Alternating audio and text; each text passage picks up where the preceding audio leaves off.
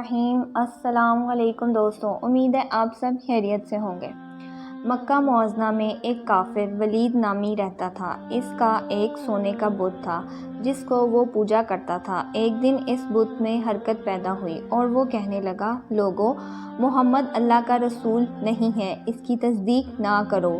ولید بڑا خوش ہوا اور باہر نکل کر اپنے دوستوں سے کہا، مبارک، آج میرا معبود بولا ہے اور صاف صاف اس نے کہا ہے کہ محمد اللہ کا رسول نہیں ہے۔ یہ سن کر لوگ اس کے گھر آئے تو دیکھا کہ واقعی اس کا بت یہ جملے دہرا رہا تھا۔ وہ لوگ بھی بہت خوش ہوئے اور دوسرے دن ایک عام اعلان کے ذریعے ولید کے گھر میں ایک بہت بڑا مجمع ہو گیا تاکہ اس دن بھی وہ لوگ بتوں کے منہ سے وہی جملے سنیں۔ جب بڑا مجمع ہو گیا تو ان لوگوں نے حضور صلی اللہ علیہ وسلم کو بھی دعوت دی تاکہ حضور صلی اللہ علیہ وسلم بھی خود تشریف لا کر بت کے منہ سے وہی بکواس سنیں۔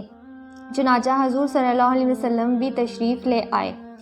جب حضور صلی اللہ علیہ وسلم تشریف لائے تو وہ بت بول اٹھا، اے مکہ والو، خوب جان لو کہ محمد اللہ کے سچے رسول ہیں۔ ان کا ہر ارشاد سچا ہے اور ان کا دین برحق ہے۔ تم اور تمہارے بت جھوٹے ہیں، گمراہ اور گمراہ کرنے والے ہیں۔ اگر تم اس سچے رسول پر ایمان لاؤ گے تو جہنم میں جاؤ گے۔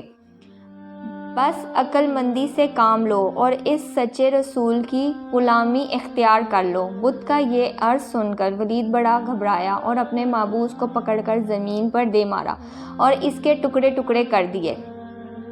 حضور صلی اللہ علیہ وسلم فاتحانہ طور پر واپس ہوئے تو راستے میں ایک گھوڑے کا سوار جو سبز پوشاک تھا حضور سے ملا۔ اس کے ہاتھ میں تلوار تھی جس سے خون بہہ رہا تھا۔ حضور نے فرمایا، تم کون ہو؟ وہ بولے، حضور میں جن ہوں اور آپ کا غلام اور مسلمان ہوں، جلیل طور میں رہتا ہوں۔ میرا نام مہین بن العباد ہے۔ میں کچھ دنوں کے لیے کہیں باہر گیا ہوا تھا۔ آج گھر واپس آیا تو میرے گھر والے رو رہے تھے۔ میں نے وجہ پوچھی تو معلوم ہوا ایک کافر جن جس کا نام مصعب تھا وہ مکہ میں آ کر ولید کے بت میں گھس کر حضور کے خلاف بکواس کر گیا ہے اور آج پھر گیا ہے تاکہ بت میں گھس کر آپ کے متعلق بکواس کرے۔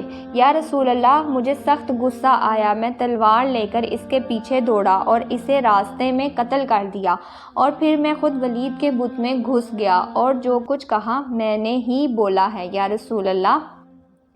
حضور نے یہ قصہ سنا تو بڑی مستراحت کا اظہار کیا اور اپنے غلام جن کے لیے دعا فرمائی۔